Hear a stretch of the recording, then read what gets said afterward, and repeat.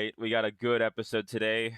Talking about one of my favorite WrestleManias, WrestleMania 25. Uh, what year did it come out? 2009? 2000, 2009, April 5th, 2009. 2009. Yeah, so I was 9 years old, but I can remember watching this on TV, and being absolutely blown away by one of the matches in particular, Yeah. which is the reason why I wanted to talk about this WrestleMania and have it be the first WrestleMania that we talk about on the channel. And but yeah. Yeah.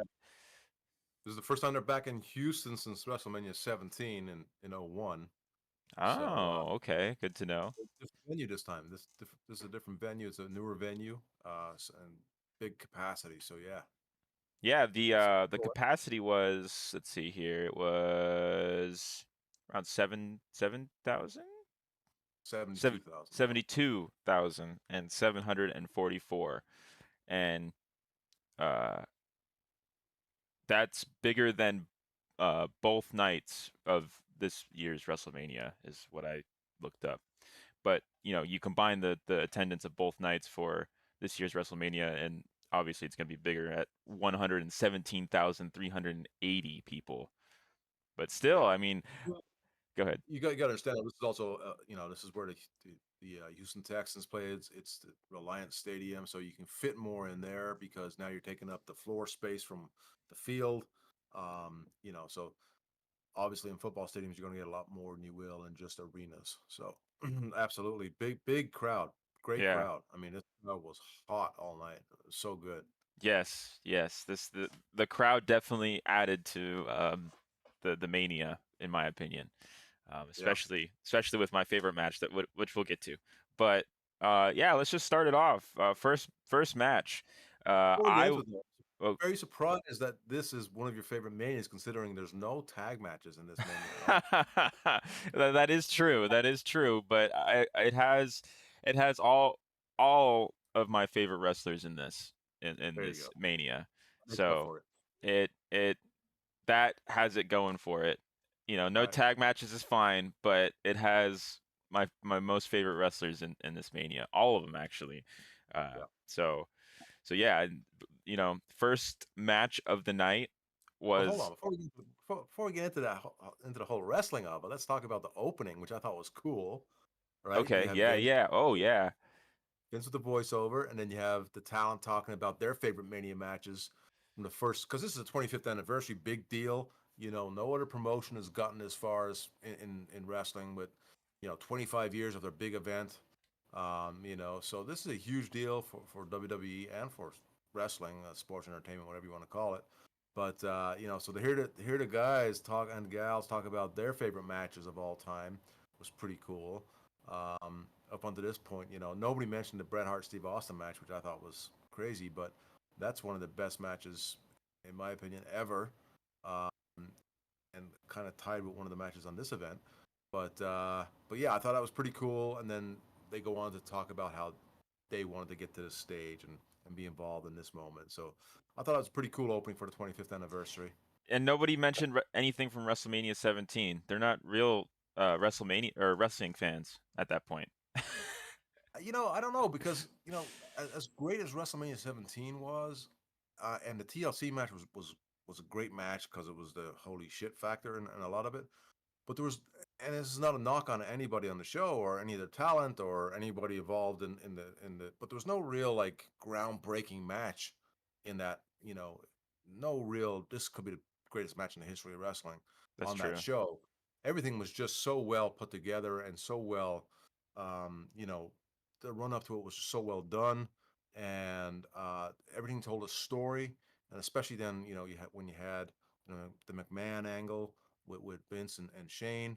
But there was no real like, oh, that's gonna be the best match in history. But just the overall event with WrestleMania 17, I thought was just a great event, and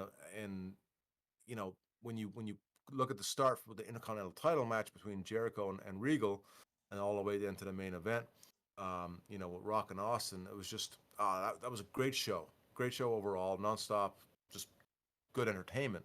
But in this particular WrestleMania, you have one of the greatest, and we'll talk about that. But anyway, go ahead. But yeah, so yeah, the intro, amazing. You know, seeing Yeah. all the Hall of Famers, it reminded me of like, oh crap, like this is around the time when the legends for me were starting to dwindle away from wrestling, and you know, no longer wrestling anymore, which was, you know, bittersweet, but you know, it is what it is. No. Age is a hell of a drug. It is. But yeah, so after the amazing intro, you know, we get into the first match, which No. what am I missing? You're missing. We had the show opening with some pussy cat dolls, Oh, and uh, yeah, Nicole Scherzinger. I thought she looked great. I thought she did a great job. okay. All That's right, I'm the first match. yeah, I whatever. I was like, this is It the was a best they great got. rendition of America the Beautiful, and that's something that we always open Mania with, and I thought it was really well done. Anyway, sorry, on I to the think next match. Hornswoggle would have done better. Yeah, it But looked as good. but yeah, the first match of WrestleMania 25 is the Money in the Hold Bank up. No, I'm just kidding. Go ahead. is the Money in the Bank ladder match, which I totally forgot that Money in the Bank was its own event at this point. No, well, this I think was the first Mania. No, no, this is the second Mania I think that we've had Money in the Bank. Before that, I mean, it was just a match on Raw, um, that Chris Jericho kind of invented, Hmm. and it evolved into this. Yeah, but yeah, this is just another match. This is not a whole pay-per-view yet, or a PLE as they Yeah. call it. This is just a throw it on the card and give some entertainment. But yeah, incredible. Yeah, you know, good idea, fantastic, you know, execution in my opinion, and especially you have the the wrestlers that were on that card that night was you got Finley, which I completely forgot like he existed, coming out with Hornswoggle, um, and you have MVP, which I also forgot completely existed for a little bit. Um, no, not to knock on them or anything, but you know, they just haven't been around. Well, you're young, and it's again, this is towards some of the ending of their time with WWE as far as active competitors. So I get it. Yeah, and then you know we got Kane, Mark Henry, which we saw in the last episode of Raw that we talked about, or SmackDown. Sorry, SmackDown. Then it was so Kane. We have Christian. Christian came out. Christian was, I think, the fan favorite when he came out. Everyone went insane. They wanted Christian to win, and then you have the winner of the match coming. Am I forgetting anybody before I say who the winner was? No, but the winner came out first. Yeah, with Yeah, but well, I mean, not having you the had cult of Kofi personality. Kingston. Kofi Kingston. Oh yeah, You know, Kofi he was still Kingston. pretty new to the company at that point, and still doing the Jamaica gimmick. Uh, he Yeah, was had a Jamaican accent. before he got Uh, outed. Shelton Benjamin. Oh, I don't know if you Shelton missed him there. Benjamin. Yeah. Yeah, Shelton, in my opinion, one of the most underrated performers ever in this business. Such a great talent. He is probably I don't want to do him wrong here, but I think he's in his mid 40s right now. Maybe I'm wrong, but he still looks amazing. Still an amazing performer, and I just don't understand why no company has ever put him, as a top heel or baby face running with the title, because he has always been so good. And in this match here, if you go back and watch WrestleMania Yes. 20, so good in this match. I mean, you also take into account that match he had on Raw with Shawn Michaels, which probably one of the most memorable moments in Raw history, where he does a springboard off the top rope, and Shawn catches him with the uh, sweet chin music in midair, Hell and yeah. I mean, you never seen anything like that before at this point, so it was such a big deal. But yeah. So you can't forget Shelton in there. We got Finley, Hornswoggle, Mark Henry came out with Tony Atlas. Tony Atlas, who's a legend Yeah. from back. Who's that? I'm not familiar with Tony Atlas. Tony Atlas was he was in tag teams back in the 70s and 80s, and his last run in WWE, he was Saba Simba, kind of an African kind of warlord kind of character. Wasn't didn't get over. very well. Um, but you know, here's a manager. I get it. He was with Mark Henry for a little bit, and but there's only so much you can do because he's not a good mic guy. You know, he's not that type of Yeah. character. Never was. And he at this point in his career, he can only do so much. So I think it kind of ran its course here shortly after this, and Mark was then on his own. But yeah. But then the last person to announce is the person who came It out was first, and CM Punk.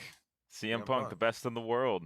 But before he became, I guess, the guy who was known for pipe bombs and having the cult of personality, a completely, different look to him entirely. And I again, I completely forgot that this is how CM Punk was when he first started out. Um, and he was all right. He Yeah, was no, he was great. okay. Mhm. Um, I I I've never really thought he was that great of a wrestler. He's definitely got the look and the mic skills for sure, but he was just kind of whatever. Just like the fans, I was kind of rooting for Christian in this match, even though kind of knew what was going to happen. But still, it's Yeah. just like you know, it's Christian, man. It's Christian at a ladder match. Why wouldn't you make him win at that point? Yeah. Crowd were chanting for Christian for sure. Yeah. Um, yeah, I thought it was a good match. I thought it was they started off the right way where they got the smaller guys out, and by smaller guys I mean everybody but Big Show and Kane, and let them Or kind of Mark Henry and Kane. Mark Henry and Kane, sorry, and let them go at it for a little bit, and then then introduce a ladder to help even the odds there for the size disadvantage. Yeah. Um, and of course Kofi looked great when he does all his Oh yeah. trick with the ladder and everything else. Um, One thing that and Kane did it in this match, and it always irritates the shit out of me when someone is not after getting their ass whipped, that they're up, they're moving around, and then they prop the ladder up, and then they go up slowly. It's like if you haven't been selling on the mat for a minute or two, or you shouldn't be moving up that ladder so slowly. It kind of kills the vibe of a ladder match. It's Yeah. like there's no reason for you to be moving that slowly. But that kind of was one of the small little things that kind of like took me out of the match for a second. Um, but other than that, it was a great match. I mean, I thought it was a solid match, and the how to incorporate Hornswoggle in there, with The his little the ladder, tadpole and slash. The tadpole splash. yeah, yeah, off Mark Henry's back. I thought it was hilarious. Yeah. Yeah, and with the step ladder. Yeah, I just I Yeah. I remember Hornswoggle being my favorite just when I was a kid, just because he was Hornswoggle. And Well, Hornswoggle's real ladder passed away like 6 months before, so this is his step ladder. But And my dad, but everybody. yeah, the worst jokes in the world. Sorry. But yeah, it's I thought this was really, really good, and really, the good thing about these Money in the Bank ladder matches and ladder matches in general, when you have 5 or 6 people in there, is you get a lot of the guys being able to showcase who they really are, because you're not just working with one guy. You have an opportunity now to do a set of moves over here with CM Punk, if you're Shelton Benjamin. Then you can go over here and do something with a totally different kind of style performer in Kane, and Yeah, now over here and do something else with Kofi Kingston, totally different style performer, and then Finley, another totally different style performer. And so you get all these different elements from everybody's character and everybody's abilities in these type of matches to be able to showcase, and it not just gets the winner over as the ladder in the bank winner, the Money in the Bank winner, but it gets everybody over to like, oh shit, did you see what he did in that match with this guy, and then he did this, and a lot of great stuff can come from these ladder matches, and I think that this everybody benefited from this one match here, and I thought it was just a great way to get everybody over. I agree. I feel like everybody had their special moment in this match. I think there Yeah, was like one botch with might have been Shelton Benjamin where they're trying to like throw him off the ladder, but they ended up yeah, with slipping. MVP. Yeah. Yeah. He tried to. He was supposed to give him a power bomb, over the top rope onto the guys, right? Well, not Yeah. really. Shook them over, and the power bomb kind of setup. But MVP didn't want to go. It seemed like, and Shelton, he almost come down on his knee, and I thought when I remember watching it back, I remember watching it originally, and then watching it back now, going shit, yeah, same feeling. It's like, oh fuck, you could have blown your knee out right there. Yeah. But thankfully, it all worked out. Yeah, like I said, everybody had their special moment in this match. The crowd's reaction to CM Punk winning was kind of funny. Yeah, they booed him at first. Yeah, yes, they There did. was Christian chance. But Yep. yeah, when he was getting up there to try and grab that briefcase every time, there was boos. It's like, oh shit, Yeah. Well, I okay, mean, he's already gotten Money in the Bank, At this point, right, he's already gotten it. So it was the second time in a row getting it, and I'm sure people, having Christian being the fan favorite, they wanted to see him have a sure, title shot. yeah, Uh, but but yeah, again, a great start to the WrestleMania, and a start that I completely forgot that Money in the Bank was just a match and not yeah, its own PLE, right? That's what they're called, PLEs nowadays. PLE. Yeah, but But I think my favorite spot in the match was actually there was a ladder propped up on the top rope and stretched across to the other ladder, and yeah, Christian gave Punk the Unprettier off yes, onto the mat, and um, looked a little awkward, but it was devastating looking, which is good. That's what we wanted it to be, right? And everybody walked away fine. So that was a good spot for me. yeah. I liked the I just liked wrestlers jumping off the top turnbuckle at each other at the very beginning, and they're like, even you know what, even Hornswoggle's gonna do it. Yeah, yeah, Even yeah, though Hornswoggle being the size that he is kind of ridiculous, taking out all those wrestlers, but still, it's whatever. It's still funny. yeah. No And joke. But but anyway, yeah, go ahead. how's the matchup? Go ahead. Oh yeah, so CM Punk became the winner, and after that, next match was it was the 25 Diva Battle Royal. But before we get there, though, we had a recap of the WrestleMania Access, right? Which Oh is yes, a weekend thing. And let me tell you something. That's an amazing time. If you're a wrestling fan and you've never been to WrestleMania or WrestleMania Access, and you have the funds nowadays. Apparently, it's very expensive, but it's such a great moment, for everybody to go and just have this experience. Something that you just don't get at if you go to a Raw or SmackDown or even any other really PLE. So, but then we go into Kid Rock. Kid oh, Rock is out, and he did a terrible cover of what song was it? It was Sweet Home Alabama, wasn't it? Sweet. no, it's All Summer Long, or Oh, it's all whatever. summer long. It has the tune of Sweet Home Alabama. But they're all his songs. Okay, Yeah, I was like, this and is Sweet Home Alabama, isn't it? What the hell is he doing? well, I'll tell you what, man. Not to reminisce too much, but back in '01, flying on Vince's jet, that's all that was pumping on through the speakers was Kid Rock, because those songs were pretty new at the time. Cowboy and that first one that they sang, I forget the name. I forget what the first one was, but um, and we'd all be jamming out to it, and if we had a great TV and we're coming back from a nice successful weekend or week of TV, and wine was flowing, you might see Vince up there dancing to Kid Rock, and that was a sight to see. I think if wine is flowing with anybody, I think you're gonna dance to Kid Rock.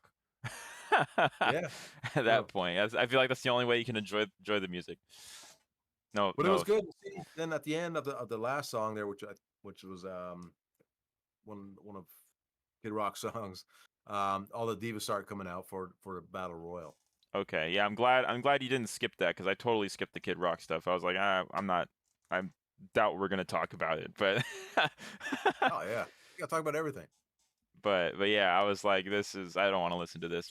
My ears are already in bad condition enough. I gotta. Come on, Kid Rock, man, this is good stuff. Yeah, you can enjoy Kid Rock all you want, but he's not my cup of tea. All right, But yeah, the 25 Diva Battle Royal. Um, there's not really much to say about this other than Well, I think there is. You got some good talent on you here. do. Remember, this is WrestleMania 25, which is what now, 16 years ago at this point. Right? Jesus. So the talent was different back then for a women's division. It was divas. It wasn't, given maybe the full respect it should be given that it is now. So it was a little different. There was still good talent. Don't get me wrong. There was still good women wrestlers, and they were learning the trade, but it was still kind of a new, you know, era of women coming up that we hadn't seen in a long time. Yeah. And a lot of it was more storyline based instead of, in-ring performance based. Um, but like Maurice was the women's champion, I think, at this point, or the Divas champion. And but you still had like Michelle McCool, you still had, Nikki Bella, and Mickey there's James, others. Beth Phoenix. James, yeah, Beth Phoenix. I mean, you still had a lot of those who are super talented, super talented. But yeah, and then there was some other Italian chick in there. I forget. It was Santino Morella's twin sister, Santina Morella. Santina Morella, Yeah. Eh, who, let me tell you something. Santino Morella should be in the WWE Hall of Fame. oh, 100%. You 100%. know, everything that he was given while he was there, he just made amazing. He made it gold, you know, from the silly stuff he did with John Cena John and Cena. Big Show, John Cena, and and now this, Have him and come I back mean and have a tag team with R-Truth. That it would be just an unstoppable force right there. that would be hilarious. Yeah. That's something to have. But I mean, I think he's a commissioner on TNA right now, right? Or the sheriff, or he has a little sheriff's badge and everything. I forget what he's doing these days, but he's still involved and he's still doing stuff. That's good. But yeah, I mean, if you go back and watch WrestleMania 25, and you just see his in the background what he does, fixing the bra and acting like a chick would if she's just not comfortable or whatever, and trying to you know stay in the background and not get noticed. Just hilarious. I mean, absolutely hilarious. Yeah, I was not focusing on any other wrestlers in that ring other than Santina in that moment because like I was just like I don't care what's going on. I just want to see what Santina's doing and how she was avoiding everything and just, then eventually became the winner. I don't even remember any spots that happened other than Santina being in there. Yeah, there was a few spots. So some of these girls were getting tossed out, and again, this is what I'm saying about different time, where feudies were getting dropped down. It's like, ooh, that was not good, and I forget who it was. It doesn't matter, but you know, nowadays you have more polished, you know, women's division, and it's comparable to the men's division. It really is, you know.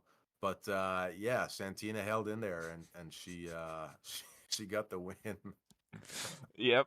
And I mean, how do you feel about Santina becoming the first Miss WrestleMania compared to all the other talent that was in that ring? I mean, do you think it's kind of a disservice to the diva division at the time, or was it just kind of like, it didn't matter at that point because of how small the diva division was and how little time they put into that division? Yeah, I don't think it mattered because I don't even know if they still do the Miss WrestleMania, do they? I don't think so. Yeah, I don't even know if this was just a thing done just for this moment. You know, Yeah, and we'll have to look at that. yeah, that was the whole point of it. But I mean, if it was like, a title shot for, women's championship or the Divas title, then I'd be like, yeah, that's not, you're really taking something away from the women there. But this I think was just, created for this moment of Santina and that comedy factor, and just getting the girls out there for a WrestleMania spot. Everybody gets paid, and nobody's left off the show, and they all get to have their WrestleMania moment. Yeah. Um, so I don't think. I don't think it is a bad thing at all. So if Santino were to be inducted into the Hall of Fame, would they have to also induct Santina? That's a good question. No, no, That would be a separate year. she disappeared. So she never. I think she got knocked up, moved back to Italy. So I mean, technically, it's the first. Would it be the first drag wrestler in if you want to put a no, title on it? No. no, no. Oh, Adrian Adonis, who? Adrian Adonis back in the '80s. Okay, okay. Adrian Street. God, there's been a few others. You know, The first drag wrestler who was Miss WrestleMania, though. yeah, There we yes, go. That's the only title that Santina gets. and the first Miss WrestleMania had that. Yeah, yeah. Yeah, but no, it was good. It was good, and like I said, great character, and whatever they threw at him, he'd always just hit a home run with it, and just so good. So this was good times. Yeah, because if I remember correctly, his first appearance was on an episode of Raw, right? And they picked out somebody from the audience to go against Umaga, and Yeah, he was yeah, the dude they picked out. that's right. Yeah, I remember that. I remember that. There's little things I remember about wrestling, but I do remember Santino's first appearance. Yeah, yeah. He used to be an MMA fighter before he became a pro wrestler. No shit. Yeah, Interesting. and so took that route a little easier on the body, I think. Um, Yeah. yeah, still working at it. Like I said, in TNA, I believe, and he's the sheriff over there. Good for him. Good for him for staying in the business. But but yeah, that's you have anything else to add or before we go on to the next No, match? Is there no, I was anything gonna see Young there ringing the bell. Yeah, yeah. Candace Still kicking it McCall. at that time? Yeah, yeah. No, it's always good to have legends at WrestleMania. Yes, agreed. Agreed. I think that was, you know, what my favorite thing about WrestleMania and the Royal Rumble is there was always legends that would show up, whether they're going to be in the ring for a day or two, a couple seconds or whatever. It doesn't matter as long as, they're still making Yeah, their appearance known, and right.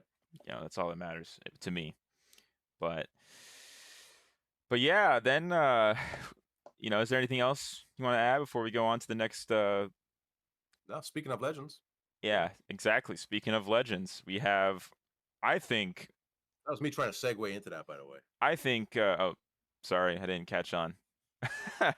I think this match is probably my second favorite match of the Mania, and Yeah, it's with Chris Jericho versus WWE legends. Um, with we got Ricky Steamboat, Jimmy Snuka, and Rowdy Piper.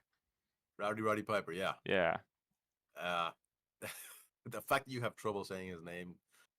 Hey, I grew up with that guy. He was to me, I guess, how CM Punk would be to you. As far as Okay. those outspoken badass guy who bent the rules and didn't want to go to the establishment all the time. Piper was kind of like a modern. Punk is like a modern day Piper, should I say? Okay. Yeah, Interesting. but Interesting. We'll have to go back and watch some Piper. I would. oh yeah, you can go Yeah. back and watch the Piper's Pit where he smashed the coconut over Jimmy Snuka's head. That's one of the most famous. Oh shit. Maybe that might Oh be the next episode. yeah, yeah. But But yeah, go ahead. of course, well, this all comes from the movie The Wrestler, right? And this is how we got here, where Chris Jericho wasn't happy with the portrayal of Mickey Rourke and the legends and all that, and so the legends spoke up and uh, Jericho took care of some of the legends, and he wanted to. Then Flair came in, and they made a 3-against-1 match for Mania. Um, but yeah, Steamboat looked amazing in this Oh match. yeah, Steamboat killed it, I think. He I he mean, he was the star in this match compared yeah, it to was great to see Snuka and great to see Piper. I mean, but you could tell, they are definitely, past their prime, obviously, and not able to do the things they were used to do, which is understandable. yeah. Um, and it's great to just see them out there and get that moment with them. Um, but Steamboat, man, holy shit! I mean, incredible. He was doing moves that some of the younger guys probably, wouldn't be able to pull off Yeah, as great as he was doing. I mean, you could tell, yes, he's definitely older, obviously, when he's doing the move, but I think that's why it got over so much is because like you didn't expect it from him. It's like holy yeah, shit, the pop over the top rope. It's like holy moly, you know. So, but yeah, man. Once Snooker got eliminated, and then Piper got eliminated, and it was just Jericho and Steamboat for I don't know 6 7 minutes. It was incredible, and you had the feeling that Steamboat was going to pull it off. You really yes, did. You yes. I know, wanted him to. I was like, damn, man, like this old dog earns it. He earns yep. that win at this point. But yeah, they gave it to Jericho at the end of it, and it's funny to see, go from our last episode of SmackDown and see um, it was Jericho versus Hogan, and then we go to Jericho versus more legends, which is just kind of interesting. How long was Jericho going up against like legends for? Was it just kind of like an every now and then thing, or just Yeah, I don't recall. I mean, I was not, feverishly watching WWE at this time. I kind of dropped off for a little bit. I'd watch the big events like this, obviously, but you know, catching up on the weekly shows was at this point in time wasn't, a priority for me. Um, so honestly, I don't know. I think it was just that's just the way it worked out. Who's the best guy that fits in this spot and can really pull it off. And it's Chris Jericho. I mean, really, you know, he's not involved with any other storyline. He's not involved with the Money in the Bank at this point, or the world title picture. So how do we keep him looking strong, but also not involved in these other things to convolute a world title match that he doesn't need to be involved in at this point? And this was a great way to get the best of Chris Jericho, especially heel Chris Jericho. yeah, yeah. Yeah, It's very very interesting to see how much how well he does with legends in particular, and how yeah. how how good he is at making them look good as well. um, Oh yeah. Oh, but absolutely. but yeah, but then the match ends and he starts heckling Mickey Rourke, who's in the audience, because they're still trying to promote the wrestler, which I've never seen. I don't know if you've seen it. Um, have you seen I've the watched. movie?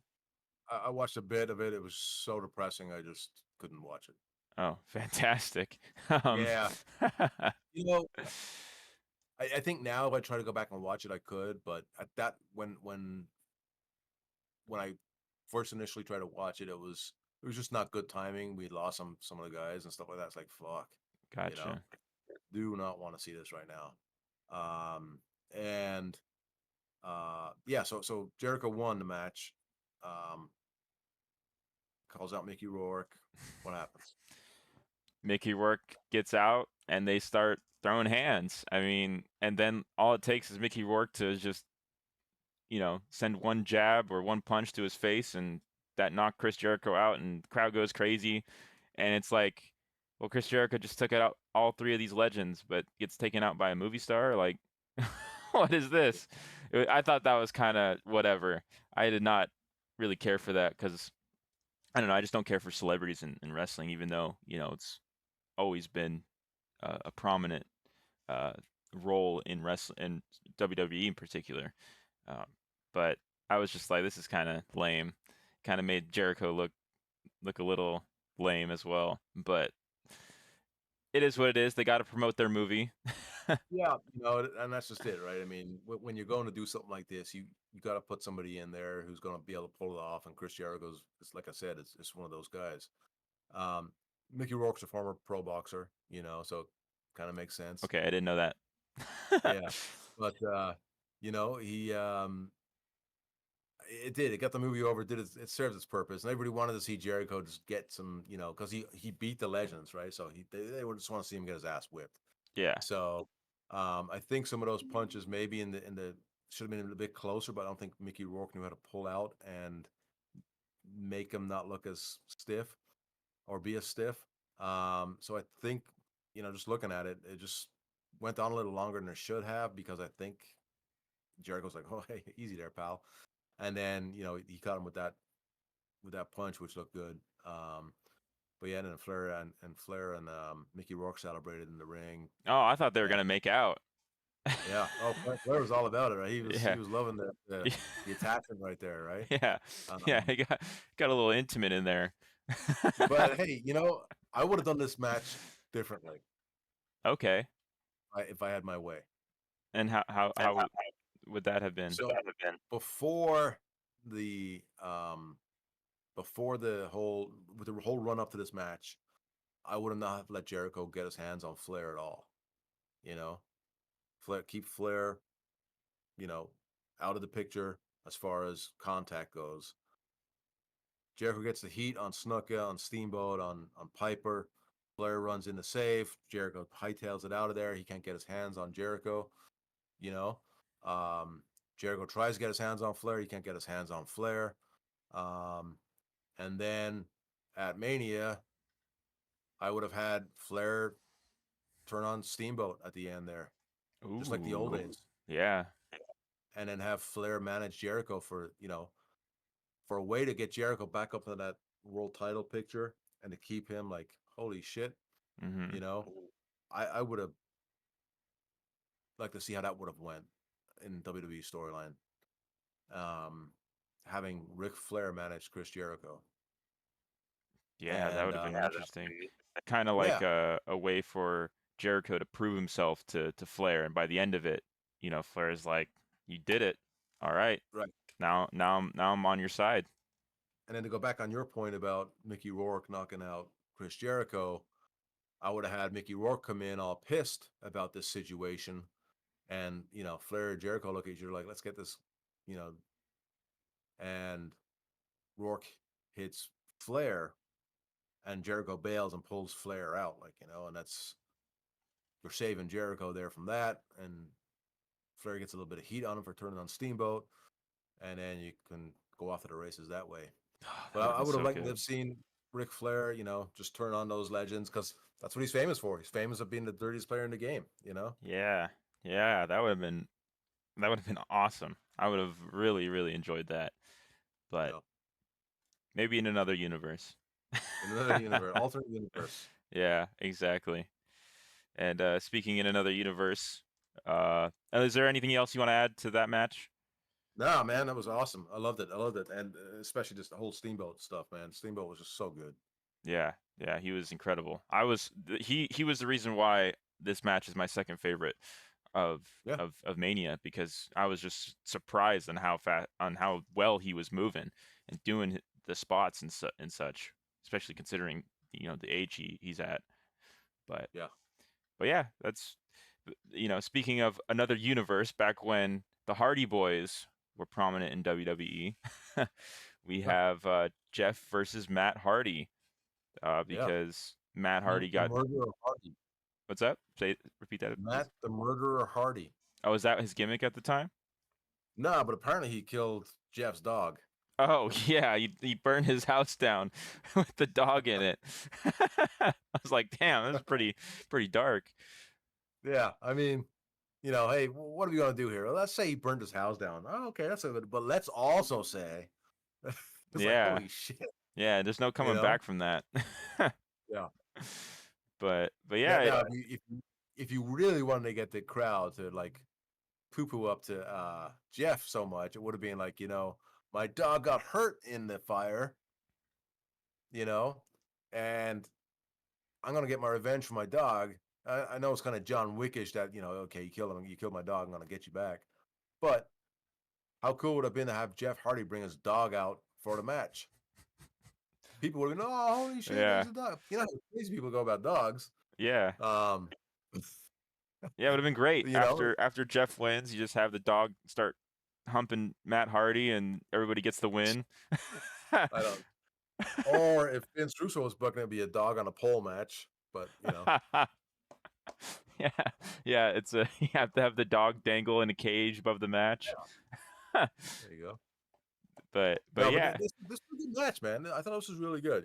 I'm not too crazy. I mean, they did a great job, Brett versus Owen, when they did the whole brother breakup back in the mid '90s. You know, wasn't too crazy. I mean, I knew eventually the Hardys would go their separate ways. But you don't always have to make a brother turn on a brother, you know. Yeah. Um, but that's definitely a Vince thing, you know. Family quarrels, you know, that they work, you know.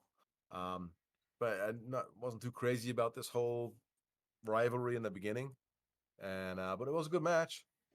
Yeah, the match I didn't really care for it because I don't care for the Extreme Rules type matches. It's just like, it's always trying to one up themselves during the match. Trying to see how much we could push the envelope. And I think it would have just been more interesting if it was just a straight ladder match, what the Hardy Boys were known for, and Right. then just having them just have an insane ladder match or something. Uh, Yeah. but Well, it's kind of tough to do when you already had the Money in the Bank, you know. So it's kind that of is, like yeah, that's true. you do with that, you Or, know. or a cage Uh, match or something. Give us, yeah, cage match would have been cool. yeah, yeah. But it's just Extreme Rules of just like whatever. It's not, it's fun to play those matches in video games, but when you're seeing it happen, you're just like, whatever. Yeah. I mean, there's still an audience for that. I mean, ECW was kind Yeah, of the main, you know, uh, catalyst for all these Extreme Rules matches and all that. But you know, the Hardys were Team Extreme, right? So yeah, you just go along with that, you know, namesake and build on that for the match. And I think they did a good job. I don't think they went too far outside the realm of what you want to see in a rivalry between brothers. Um, but the end of it, it was like I said, it was a decent match. I don't think it didn't blow me away. And I definitely think they made the right decision, having Matt go over here. yeah, I think yeah, if Jeff had gone over, I think Matt would have been just gone, buried, you know. But it's because Jeff is the more, you know, more over of the two. He's definitely had the more success. He's kind of the Shawn Michaels of the group, And no offense, and but when you look at a tag team where you're breaking them up, and who's going to be more successful, and who's not going to be as successful, the Shawn Michaels or the Marty Jannetty is kind of how we gauge it, right? yeah, Um, but Jeff's definitely the Shawn Michaels, so it was good to give that win to Matt and give him a little bit of elevation there. yeah. It was kind of like depressing. You're like, oh man, killed his dog, destroyed his house, burned his face, and he While won. they talk about how their mom died when they were young, and now it's a single dad that raised them, and yeah, it's very Yeah, holy shit, I was like, you know. damn, all right. And Jeff Hardy is just doesn't get a win. I was like, that's kind of crazy, but but Yeah, yeah, it was decent. Like you said, it was decent. It's just would have liked like a cage match or something, or something that wasn't just all right. Let's see what else they're gonna bring out from the under the ring. But like you said, it makes sense for them to have an Extreme Rules match because they're the Hardy Boys. sure. So yeah. So But moving on. moving on to um speaking of promoting a movie, we have the next match, Rey Mysterio versus JBL, unless I'm missing something in between. No, they showed Randy Orton just getting ready backstage, but yeah, nothing. Okay. But no, yeah, Oh next yeah, yeah, match, yeah. It yeah, showed Randy with Cody and DiBiase. is Um, that what it was? Mhm. yeah, which was pretty cool. To Yeah, see Cody with black hair and all young and such.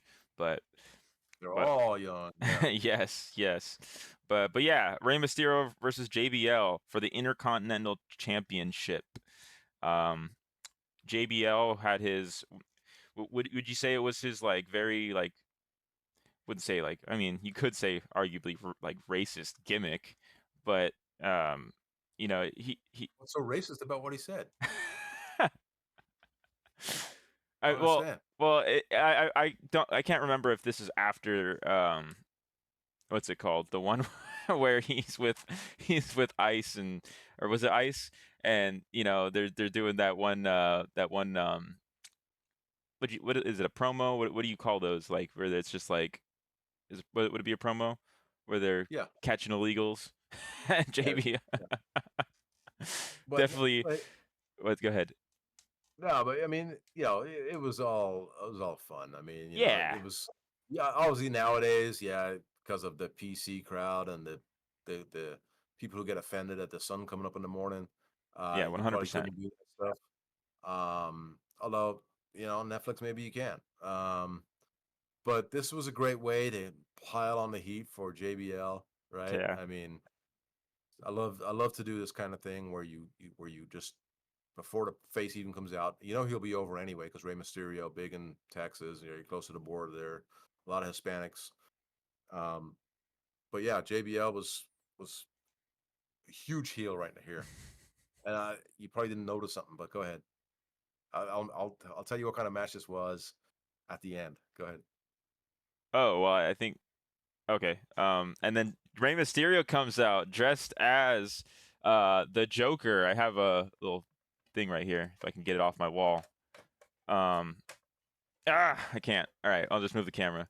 The Joker, I have a little Joker picture right here, drawn by Tony Daniel. But yeah, he came out looking like the Joker from Heath Ledger, um, Yeah, in The Dark Knight, which I can't remember when The Dark Knight came out, but it had to be around the same time that this Mania was going on, because you look the look-alike was uncanny when you're trying to make a luchador version of it, and I think it looked pretty good. I think he looked really good as with that mask and everything. Uh, yeah. but the match itself, it was it was just kind of JBL just kind of got stomped this match. It seemed like there wasn't really, you know, he didn't really get one over on Rey Mysterio. It's just kind of Rey Mysterio flying around the ring, you know, Yeah, just taking him out. yeah. And Rey Mysterio ends up becoming the Intercontinental Champion, which I think doesn't he lose it on the next Raw? He might do. I don't recall. Yeah, because there is a time, I think that was the only time he had the belt, and then he immediately loses it afterwards. Yeah, And I remember that being very controversial. Of like, come on, man, like Rey Mysterio, he's fucking Rey Mysterio. But to argue against that point, he doesn't seem like a guy who can, carry a belt for a long time. Uh, no offense to him, but he's just a guy you would rather see just, doing one match and that's it. You can't really do storylines with Rey Mysterio at this point in time, in my opinion. Uh, but yeah. Well, I think this was so when you had Ray beat him for the title, and then JBL quit. This was actually JBL's retirement match. really, And yeah, so not many people knew about that, and not many people were. So this was a way to get the belt off him and be able to transition it then over to Ray, and then I don't remember who he lost it the next night on Raw, but yeah. So this was the end of JBL's career, legitimately due to just nagging injuries and everything else. I think it was more on the neck, um, which is why he only was able to take a certain couple of things here in this match. No big bumps or anything. Um, and then shortly after this, he goes to Raw as a commentator, and then transitions over to SmackDown. interesting. And I did not know this. That's crazy. yeah, and then he stays on commentary for I don't know 6, 7, 8 years, probably even longer. Yeah, Is he he was a still great commentator. involved?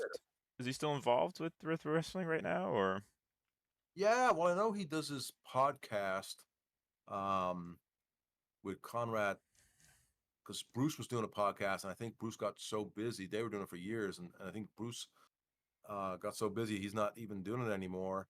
And JBL took his spot. But JBL was also doing a podcast before that with Jerry Briscoe, and so he's definitely he was on the shows with Booker and all that on the PLEs.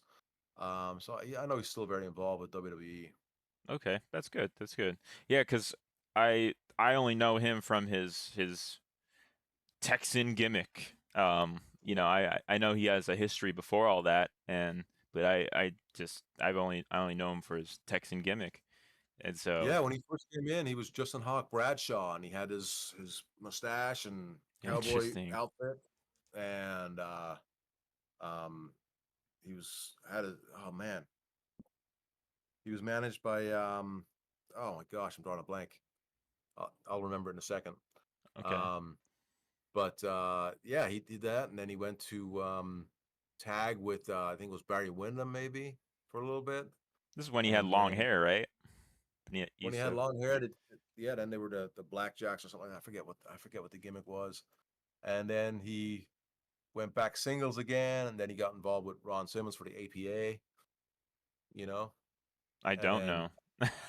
oh APA, Yeah. you got to go back into the APA stuff. Such good stuff. So you're backstage, right? I mean, you got to go look. For anybody who knows the APA, you know how funny that shit was. Maybe backstage playing poker because that's what they do. So this was like just them in their real environment, smoking cigars, a couple of beers, playing poker. Although they play dominoes a lot of the time too, but they set up this fake door that was just in the middle of the hallway, nothing else around it, just a door standing there, and people would have to actually knock on it to come in. And there's no real room; it's just the door standing right there. Like if there was a door standing right here, so you couldn't walk around it because I tell you, get out and knock, and you have to come in. But this That's is where funny. deals were made to protect people because they were the APA, the Acolyte Protection Agency, right? Because Okay. before that, they were part of the Undertaker's ministry. I should backtrack and mention that. When Undertaker had his ministry, when he was in that whole anti Vince McMahon angle back in the late 90s, and it was Vince and, Hunter and Test and some of those guys um, Interesting. against Undertaker, Viscera, APA, and some other guys. Um, but yeah, so that's where he transitioned. Then with Ron Simmons, they went their own way then into the APA tag team. So you should love them. And Hell yeah. yeah, look on YouTube. The best of APA, Acolyte Protection Agency. It's Yeah, some funny stuff. I'll have to look that up. That sounds hilarious. That just the Yeah, door by itself. Hey, nope, gotta go around. Knock. yeah. Bradshaw, one time he's like, hey, can you ask Vince? And he was kind of joking, but he kind of wasn't. Uh, can we just get in a boat in the middle of a lake and film some stuff He instead asked of you being back this? here? Yeah, yeah. When I was Okay. there, um, because they just want to get out of the arena. If they're not wrestling, they don't want to be doing backstage skits, just sitting there. It's like we'd rather be on a fucking lake fishing, That's you know, awesome. smoking cigars and drinking beer, and but no, great times. That was some of the best stuff was the APA stuff. But Bradshaw, man, he's been around a long time, and one tough dude, man. A lot of people think he's a bully, but he's just a tough dude, old school, and this was it was an interesting way to end, and probably one of the most respectful ways to end. Not taking away from Ray's win by saying this is my retirement match and I need you know, all the juice at the end. So he just said I quit, and that was it. Yeah. And so I thought this was a cool way to end it, and you know, good props for Ray and his Joker gimmick. Yeah. Yeah. You know, when he said I quit, I was like, but he comes back, right? I thought he came back after this, but I guess not. Um, Yeah. but yeah, that's interesting that that was his retirement match. Interesting. But but yeah, and it only lasted 21 seconds. That was another thing too. I Yeah. think it was at that time, was it the fastest title match? I don't know. It's a good Yeah. question. We'd have to look that up. Yeah, I'm not too sure, but yeah, you have anything else to add before we get on to what is arguably my favorite match of WrestleMania 25? No, no. Let's get into it. Let's get Yeah. into it. My favorite 16-0. my favorite WrestleMania match in general. This is the match that kind of just makes this Mania my favorite, and that is The Undertaker versus Shawn Michaels. And I believe this is the first WrestleMania match they did, because they did another Yeah. one. Did And one that next year. it was the next year, I believe it was. and Yeah. that one was not as good as this one, um, from what I can remember. Uh, Maybe it was. Yeah, I don't recall. But anyway, this is. I believe this is the first one that they did together. Yes. And Yeah, um, 16-0 at this point. yep, And you have The Undertaker, who has been undefeated at WrestleMania, versus Mr. WrestleMania, and who, you know, he beat Bret Hart in an Iron Man match, which he says lasted an hour. He's been just he is WrestleMania, is what his gimmick, or not gimmick, but what the storyline was at this point. And his entrance, his entrance is a little funny, where he's all white, kind of dressed as the Undertaker, coming down from heaven, looking like very angelic, and then kicks the HBK intro music, which iconic. The most iconic intro music I think ever. And in case you haven't noticed, Shawn Michaels is my favorite wrestler of all time, and will always be my favorite wrestler of all time, because he's just, what is it? He's the showstopper. He's, again, Mr. WrestleMania. And then, he goes to the ring, waits for Taker. Taker has his, abnormally long walk to the ring, as he usually does.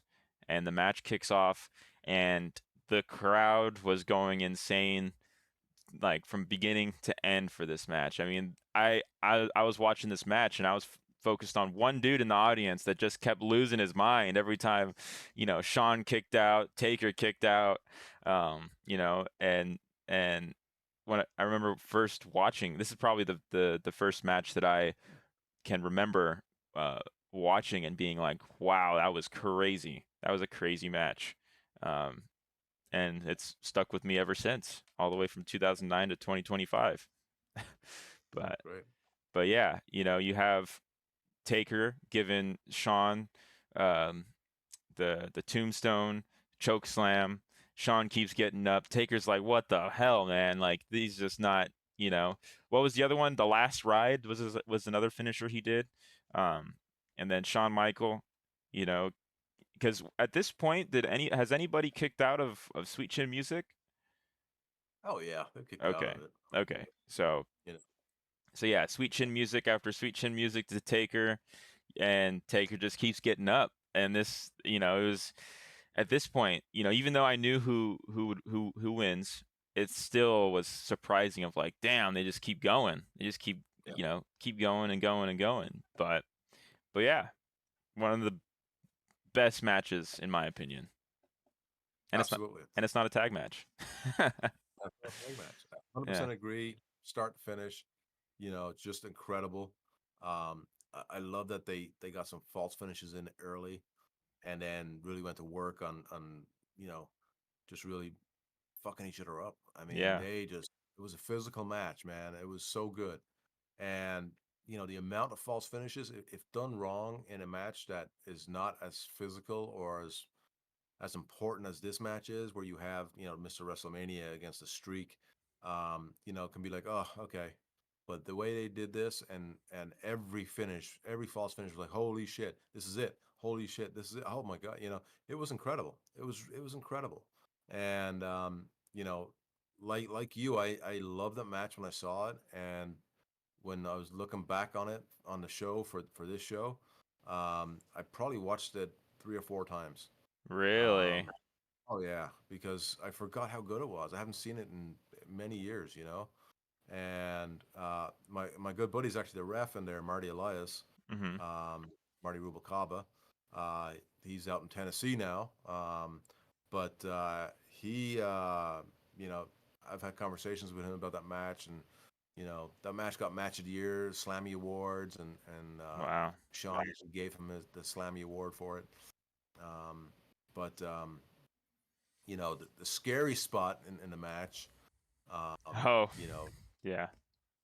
for you know, we almost had a quadriplegic Undertaker, but thankfully we didn't. And it was all planned that spot. You just landed a little short, but thankfully, having somebody who's a wrestler as the camera guy, Yes. you know, there in place to notice.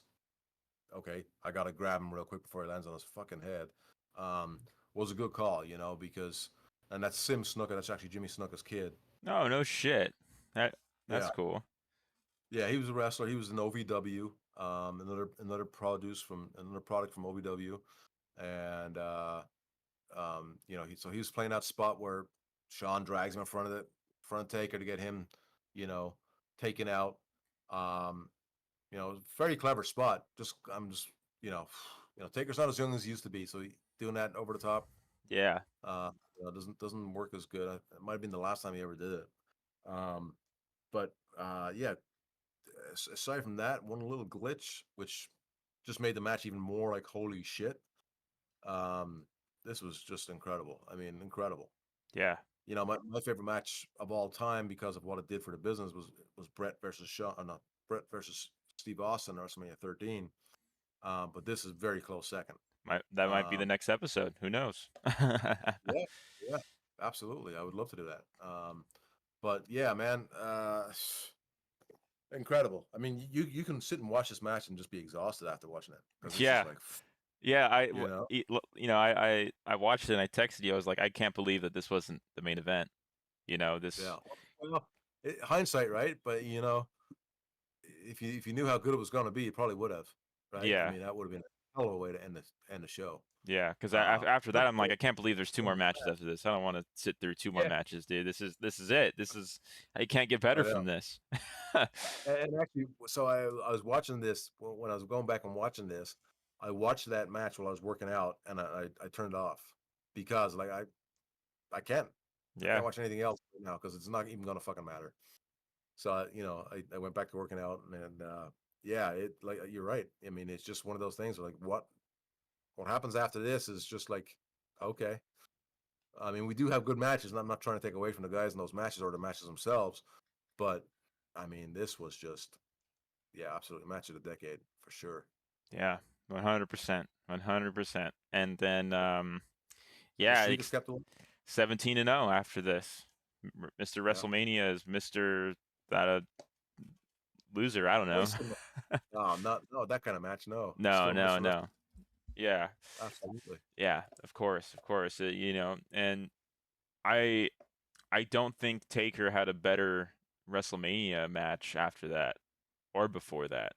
If you want to, correct me or something, or No, because I just, I mean, even after, because before you'd probably know more about his matches before, but after, I don't think any match compared. I think he went up against Hunter at some point, and then up, WrestleMania 7. yeah, yeah, 17. You said? Hmm. Oh, Yeah, I thought he went up against him again after you Sean. might have. Yeah. You might have. Yeah, 17 was a great match though. Okay. Okay. We'll have Doesn't to. get the recognition it deserves. But that was a hell of a match. All right. Well, we'll have to go back and watch that because I don't remember seeing that one, um, in WrestleMania 17. But yeah, I just, this is the match that I think Taker, deserved that extra one to his streak. Oh, absolutely, But yeah, absolutely. And there was no topping it after that. I mean, he had some good matches. Obviously, went to 21-0. Um, but yeah, I mean, it was just can't top it. nope, nope. So we'll move on.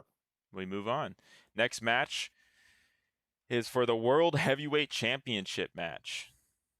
Yeah. It is John Cena versus Edge versus Big Show, and with it we have a storyline that I was very surprised that was a thing.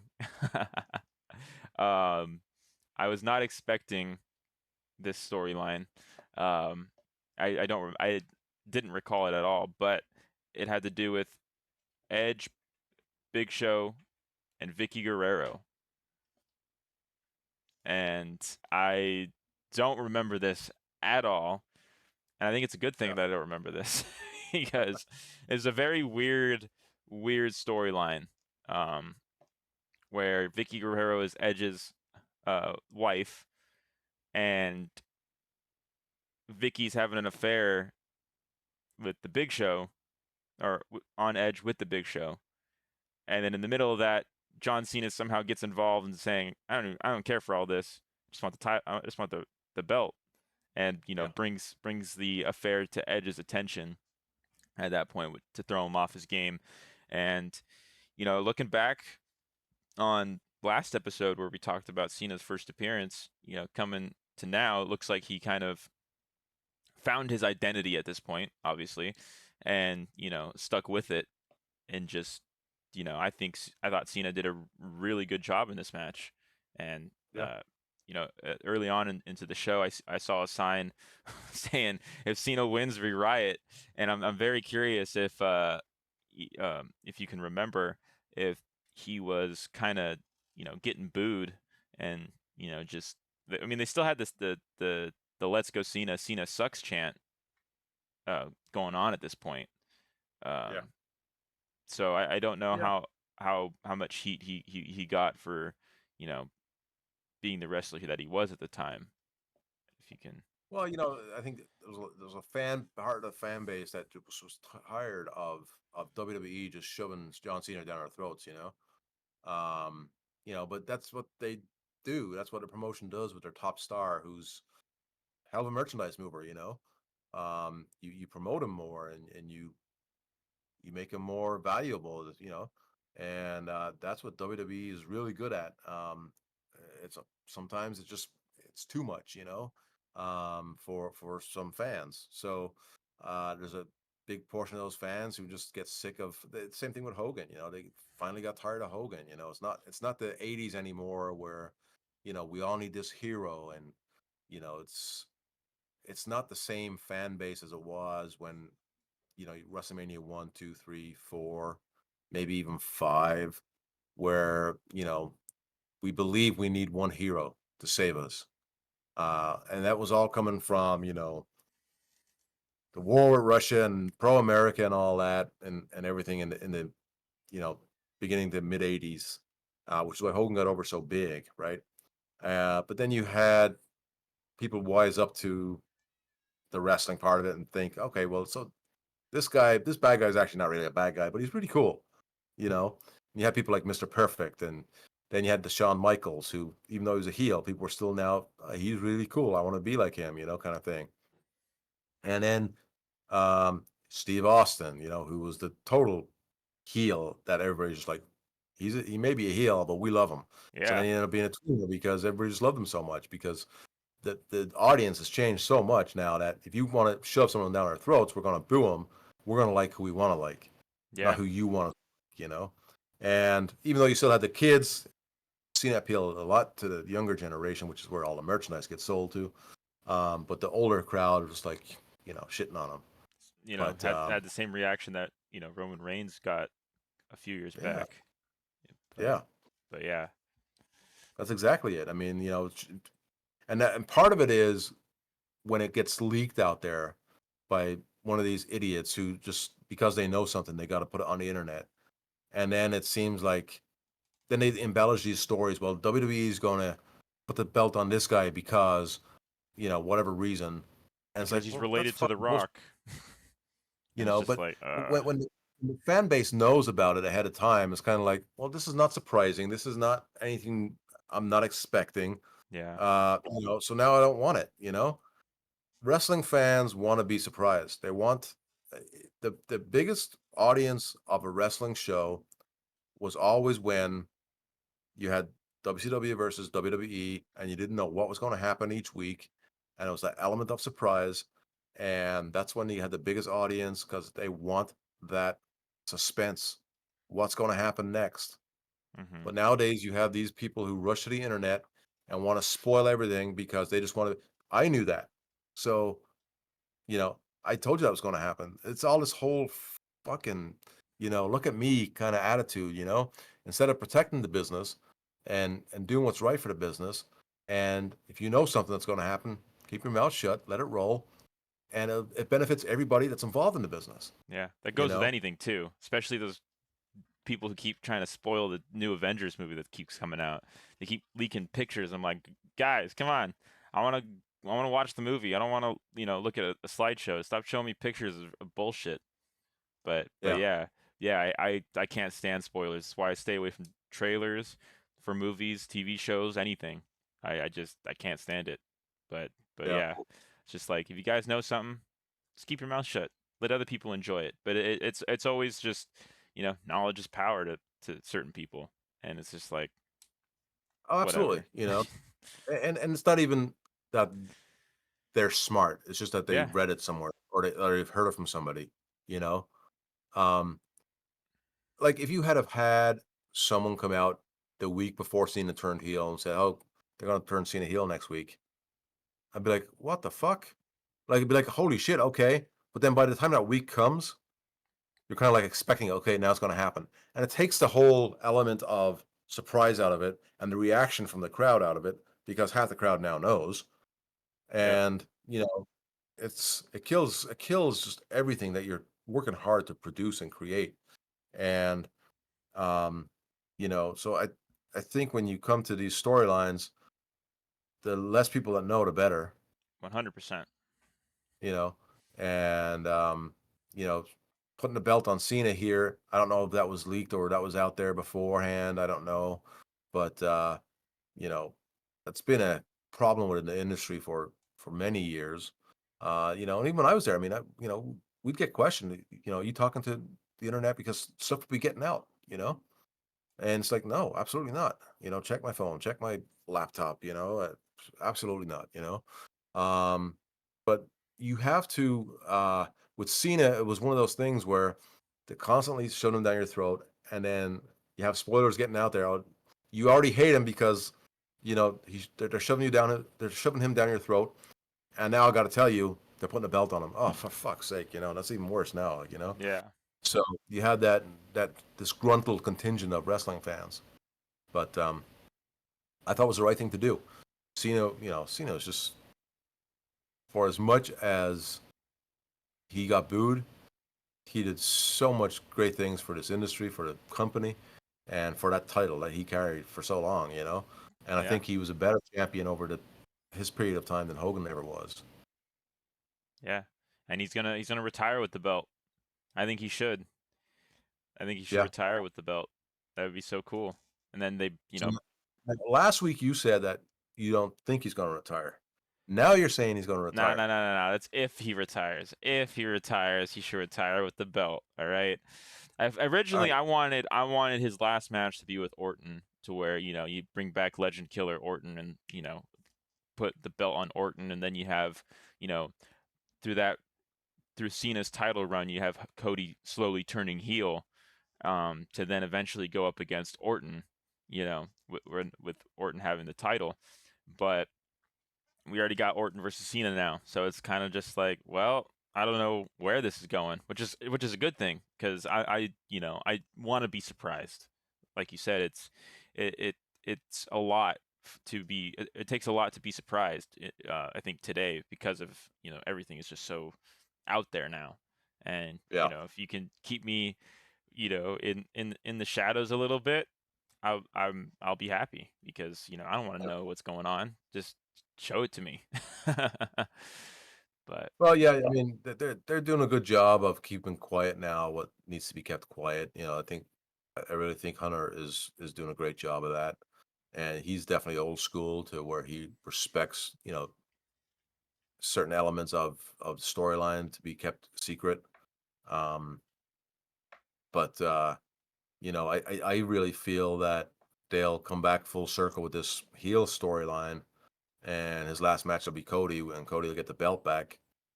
And once Cena's gone, I think Cody then will turn heel, you know? yeah, which would be So cool. I that's my need opinion. I need heel Cody. I'm tired of this face Yeah. Cody. Doesn't hmm work. It doesn't work. Well, Cena picks up the win on the world title here. So, Yes. Yeah. Oh, well, so I don't know if this was a botch, but um he goes to do the attitude adjustment on Big Show with Edge on top.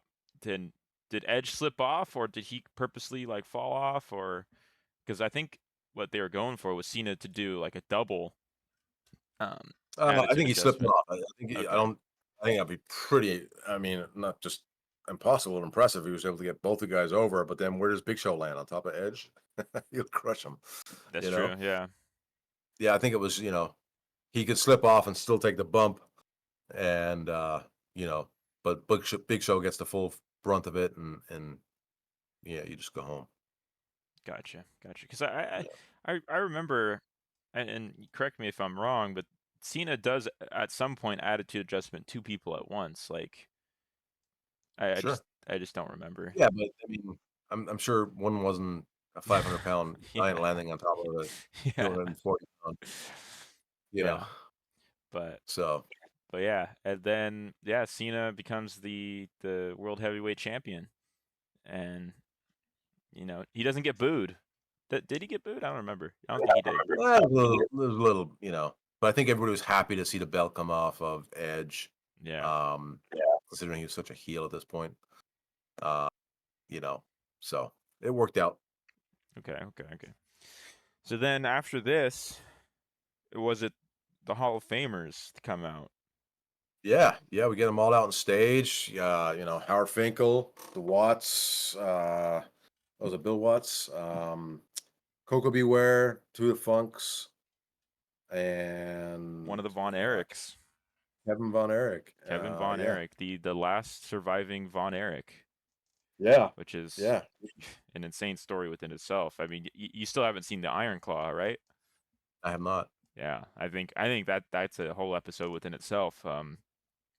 That movie is talk about, the wrestler being depressing, but you watch that movie and it's just like, holy crap, there's no winners by the end of that movie. Um, Hmm. and it's a tragic story. And at the time seeing this WrestleMania, most of these guys I have no idea who they are other than Steve Austin, of course, but then, the only name that I can familiarize myself with now is Kevin Von Erich with the Von Erich family after seeing Iron Claw and knowing a little bit about the history. But yeah, it's it's a tragic story. Just a very Yeah, tragic story that, I think is at some point warranted its own episode on the show. yeah, But absolutely. I think we should do that. yeah. And then you have Austin coming out on his ATV. This time he didn't run into the barrier and knock someone over. Um, he You mean it took a flop? yes. I mean, at that point, wouldn't you? You gotta get the check. Nah. But yeah. It was cool to see at this point because I don't think Austin ever wrestled after this. Other than didn't he wrestle Kevin Owens at some point? He did. Yeah, he Yeah, did. He did. and That was his last match. Yeah, but no, it was good to see him get in the ring and do the beer salute, which he's famous for, and then get out of the ring and have a little toast with Jr., which was awesome. yeah, Uh, Jr. did so much for Austin and really had his back all those years, and you know, very special relationship there. But yeah, it was good ending to the whole Hall of Fame thing, and you know, good to see Steve do one last little hurrah. yeah, yeah. Agreed. But I don't know if there's anything else you want to add. I don't Well, know much of the wrestlers that were inducted that year. Um, well, yeah, Coco Beware, who's from the '80s. I mean, he was in the Southern Territories for a long time, and he had his bird Frankie. okay. Um, he was a big face in WWE. Didn't really get any titles or anything like that, but he was so over because of the bird and the whole, the song, the theme song, and all that. So he had a good little run for a while. Was that the same Um, bird or no, no, dude. Well, I don't know when, but I know his house. I don't know what year it was, but Coco's house burned down, and Matt the Hardy, original man? Frankie, yeah, Matt Hardy. So, and the original Frankie was in there, and I guess perished. So, I don't know if that was before this or not. Okay, interesting. But anyway, yeah, they should investigate Matt Hardy. You're right. Yeah, Um, and then of course Ricky Steamboat. Him from earlier, but he was great back in the '80s. I mean, he had a tremendous WrestleMania 3 match with Randy Savage. A lot of people consider that one of the best matches ever. I thought it was pretty good. Um, but Ricky Steamboat was always a babyface. He was never a heel. Um, one of the very, very few, if not the only one, to ever do that. Um, okay, interesting. of course, Von Erich, and then Howard Finkel, most iconic ring announcer ever in the history of this industry. He opened up WrestleMania by announcing uh, Nicole Scherzinger or whatever her name is. And then the Funk's a, huge name, Terry Funk, uh, Dory Funk Jr., all down in the southern territories. They were huge for many years, and Terry not involved in this here, I don't think, because I don't recall, I didn't see this part. Uh, but he wrestled then in WWE as Chainsaw Charlie with Mick Foley. Um, but anyway, I thought it was good setup. These guys are all legends and did their own thing in the industry to make it better and well deserved, But then we Yeah. move on to the main event. Yeah, the main event. I mean, I remember at this time, yeah, You or seem when it first disappointed. came out, and I watched it as a 9-year-old. I might have been 8-year-old, one of the two. I was disappointed with this match. Um, I just, I don't know. I was hoping to get more out of it. Before I get into it, it's Hunter versus Orton. For the what title was it? It was the WWE Championship title, because Right. Hunter has the title, and Randy Orton had gone through the McMahon family and just demolished them all, RKO'd uh, Stephanie in front of Hunter, and sealed it with a kiss, as one of While the he's handcuffed commentators. to the What's that? ropes. Yeah, while he's Well, handcuffed to the ropes, um, and Orton's like, "Well, I've destroyed everything in your life now. I got to come after that title. That's the only thing left." And here is the match. And yeah, I was not a fan of this at the time of watching it, and even now I'm just like, this match is whatever. Um, you have it was a what was it? It was a no DQ match, right? Was that what it was called? yeah, so yeah, if you got disqualified, you lost. That's what it. Like Yeah, even if you're a champion, you still lose the title, right? yeah, And if you get counted out, you still lose the title. So it was basically get it in the ring, right? yeah. And at this time, it's just like we know McMahon's running WWE. We know, the McMahon family is very strong within the company. And at that point, I was expecting, oh, who cares if it's a, you know, you get disqualified, you would lose the belt. The McMahons run the place, you know, and it would have been just a lot more interesting to have them more involved in the match than it was just Hunter and Orton.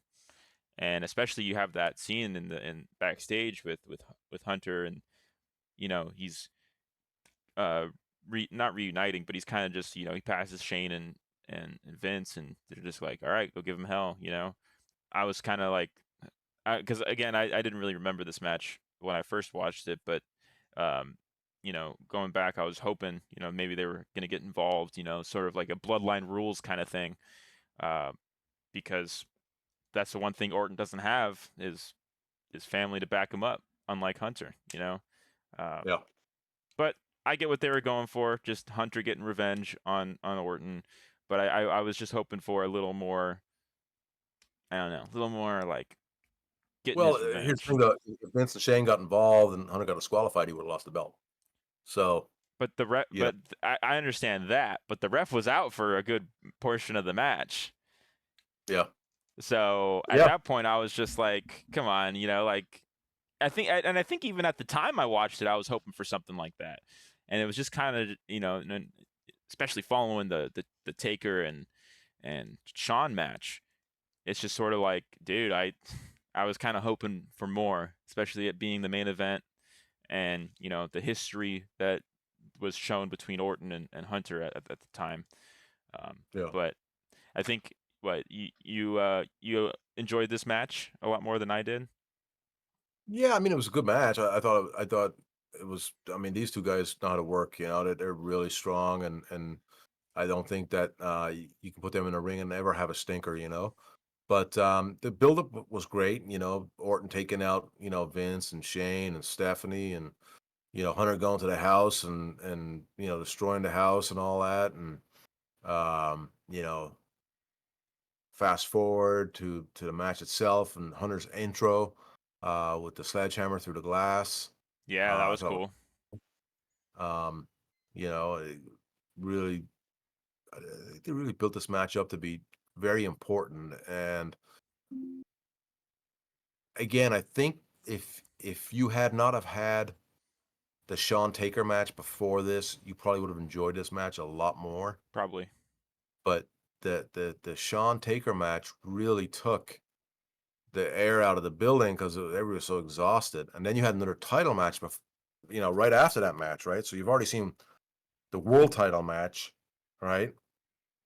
And now you're seeing the WWE Championship match after Yeah. one of the greatest matches ever in the history of pro wrestling. So it's kind of like, you know, hey, here's a Lamborghini, but guess what? I got Minivan. I got a Prius around the corner for you. Yeah, I'll take the You know? Lamborghini. I don't need a Prius. Yeah, and not to say, again, not knocking these guys and saying that they're a Prius and all that, but you know what I'm saying? You're coming from way up here, Yeah. what a hell of a match to still a good match, but I mean, you've already seen everything, Yeah. you know, Yeah. you know. Agreed. Agreed. And and like I said, you have Orton did the things that he did to Hunter in the storyline. Just would have liked a lot more like aggression from Hunter in this match. A lot more just nonstop, just bam, bam, bam, bam, going after Orton. You know, it was nice to see some like Hunter. He's grabbing the monitor back when they had monitors. About to bash Orton over the head with it, and it would have been great if Orton was looking at Hunter in that moment and just sort of like laughing at him and just like you know, adding to it, just like, yeah, come on, hit me, Yeah, you know.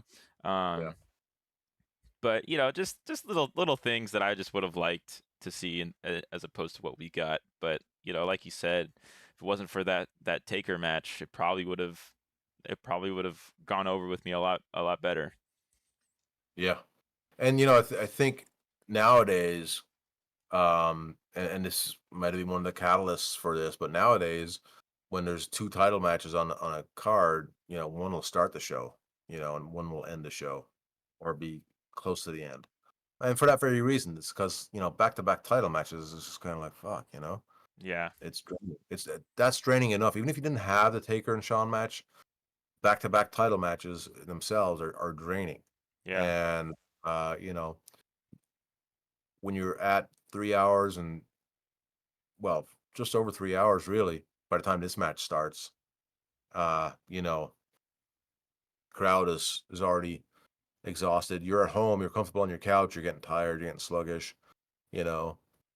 I mean, it's one of those things. But I think if you were to just maybe not watch the rest of that show and just fast forward to that match by itself, I think you enjoyed it a lot more. I really okay, do. And all right, yeah, and I think that Hunter did a great job of helping Orton stay that vicious killer in this match, and you know I think the right result was Hunter winning, right? yeah, And Orton just became that more vicious of a heel, and I don't think the loss hurt him at all, you know. So I thought it was a good match. I wouldn't have ended the show with it.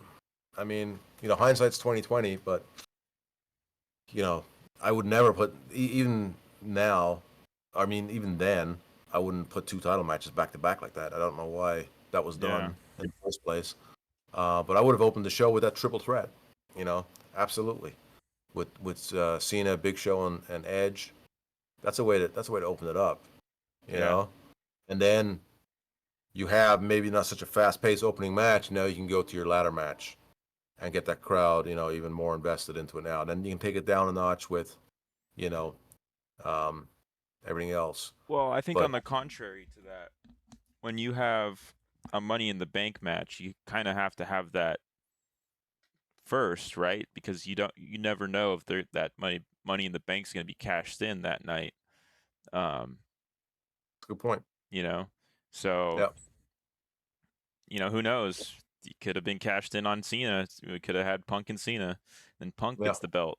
But um, I don't yeah. know. I don't know. Well, that's fine. I mean, if you're gonna do it that way, I mean, and that's a good point that you made. Then keep that as the first match, but then have that world title match the next match, Yeah, and then you could even say Punk just won. Is he gonna come out? But at that point, I don't think they even did that. It was kind of like yeah, here's a title shot for down the line kind of thing. yeah. It Because wasn't like they I made think it a Rollins maybe the first one to do it on the same show. yeah they made it a point of like, oh, it can only last it lasts 1 year. So it's like, all Yeah, right, so he has a year to cash it in, so he can cash it in whenever. And then right, now they make it to where you win Money in the Bank, it becomes kind of your gimmick for a year, and right. we walk around with it until it's almost time for that year to expire, and then you cash it in, hopefully getting it, and maybe not, you know. Um, but yeah, because I think what Tiffany Stratton still has the Money in the Bank, or No, no? no, she didn't. That's She won. that's been a while. That was a while ago. Sorry. Yeah, how far back? Yeah, I got to catch up.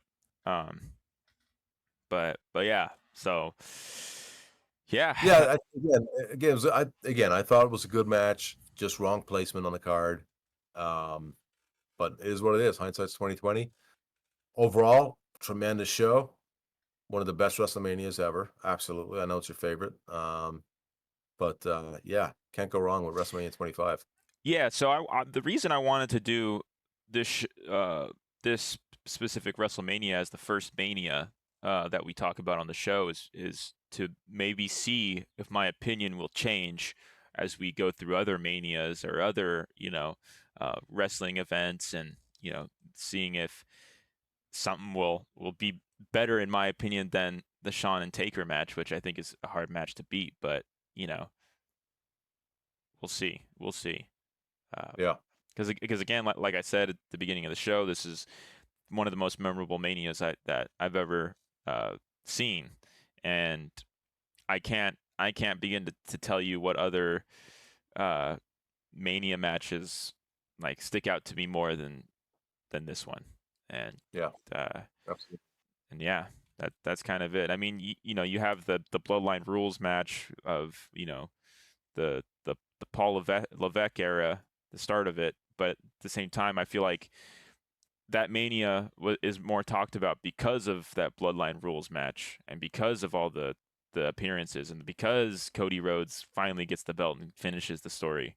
You know, you don't really see people talking about the matches on the card for that Mania. Right. Uh, but but yeah, that's kind of all I have to say. I don't know if do you have anything else to add. No, you know, I don't. It was a solid show from start to finish. Yeah, Um, Again, there's a lot of these shows where I watch and I try not to critique because you know it's not as easy as it looks. But match placement sometimes is what really is the one thing that really bothers me and sticks with me.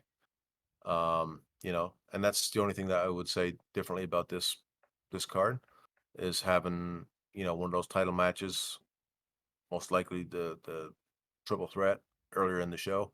yeah, Um, you know, but other than that, tremendous WrestleMania. yeah. Maybe have it after the Divas match. So it's just kind of like, people are like, all right, whatever, that was whatever. But now you get a title match. All right, awesome. Now we're back in it.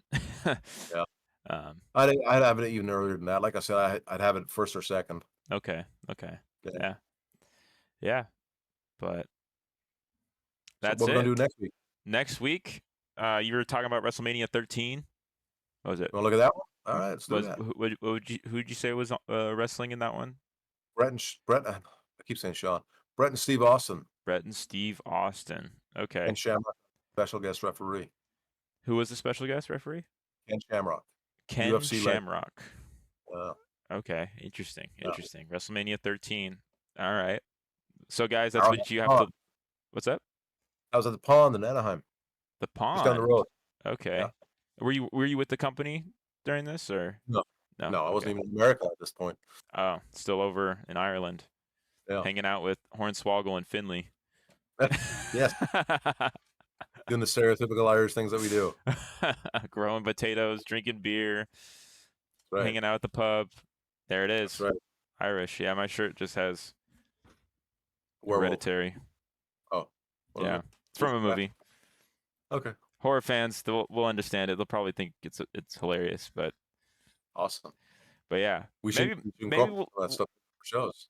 yeah, maybe we'll do a movie or a horror movie at some point. I want to show you Long Legs. I want to show you Long Legs really, really bad. Um, and I Does want she you, have big? you can't look up anything about the movie. You can't Oh, look it up. You just have to watch it. Um, it is, so Long Legs the movie, not an actual chick in the movie. no, It's no, disappointing. no. I don't even want to say anything because I went into that movie knowing nothing about it. And I came out of that movie just like, holy shit, like that. And the kind of movie it is, I think it is right up your alley of uh, horror. What's it streaming on? I don't know. I'll have to figure that out. But I mean, I don't mind buying it and having you watch it because Okay, that movie is incredible. And yeah, again, I don't. that's got to be streaming on something. Yeah, we'll find it. We'll find it. But the thing is when you look it up, I don't want you to like read anything. I just want you to know the movie's called Long Legs because yeah, that's all I'm gonna say. All right, But we'll do it. yeah, at some point. Yeah. But maybe next week. I think next week we're gonna do WrestleMania 13, as we figure out how we can maybe watch Long Legs together and then talk about it. I think that would be a lot more fun.